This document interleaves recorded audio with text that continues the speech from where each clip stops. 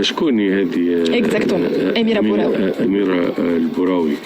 هذه راهي معروفة جدا وناشطة سياسية ومناضلة نسوية، ومن قديم معروفة بمواقفها الجريئة وكتاباتها أحيانا ومواقفها التي تدلي بها من حين إلى آخر في مختلف وسائل الإعلام ووسائل التواصل الاجتماعي.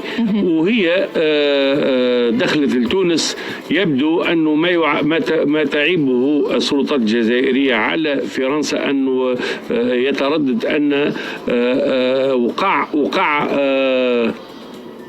مساعدتها على الدخول إلى تونس بطريقة غير قانونية من طرف الأمن أو المخابرات الفرنسية والسفارة الفرنسية في الجزائر، وبالتالي هذا ما يفسر استدعاء سفير الجزائر لدى باريس، وهذا ما يفسر التوتر بين فرنسا والجزائر، وهو أنه ساهمت مباشرة في خلينا نقول تهريبها وإدخالها تونس بطريقة غير قانونية. وهي عندما جاءت خارجة من تونس إلى فرنسا في اتجاه فرنسا صدرت بجواز السفر الفرنسي.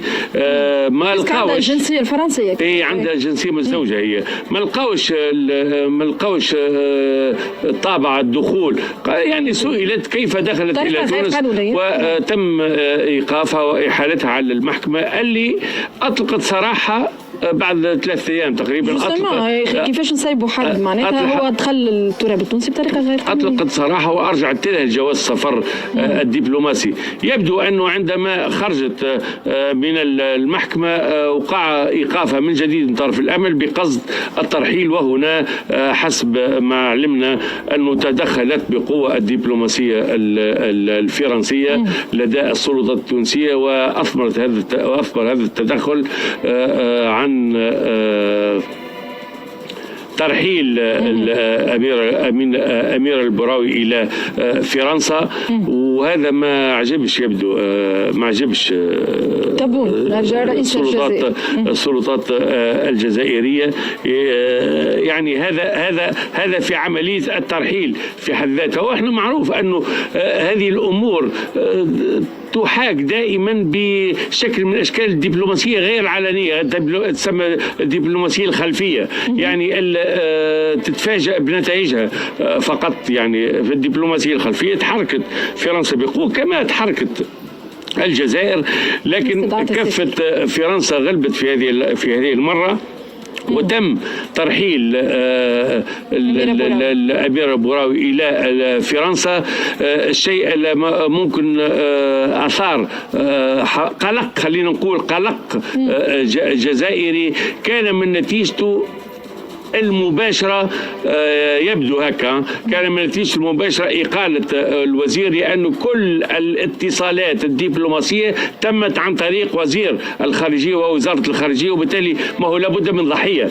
تم تعيين الضحية وهو وزير ضحية من الوزن الثقيل. ضحية هو وزير الخارجية، رغم أنه اعتقادي أنه قرار إقالة وإعفاء وزير الخارجية هو في حالة من وقت التفييف، كان يعني من قبل نتيجة تراكم الفشل الدبلوماسي. لكن السبب المباشر كان هو هذا فيما يبدو، وموش حتى المكالمة اللي أجراها مع الجانب السوري، لأنه طلعت إشاعات أنه ممكن يكون الجانب السوري نفس المكالمة كانت مع الوزير الجديد البارح. أنا في تقديري أنه وقع تكليف الوزير الجديد بإجراء نفس المكالمة حتى يظهر للجزائر أنه مش هذاك السبب. السبب هو ما طلبته الجزائر، وبالتالي هكا تم إرضاء. إحنا بين المطرقة والسندان، لكن تم إرضاء الجزائر بإقالة الوزير، وتم إرضاء فرنسا بترحيل أميرة البوراوي إلى فرنسا. وهكا حتى لا يجوع لا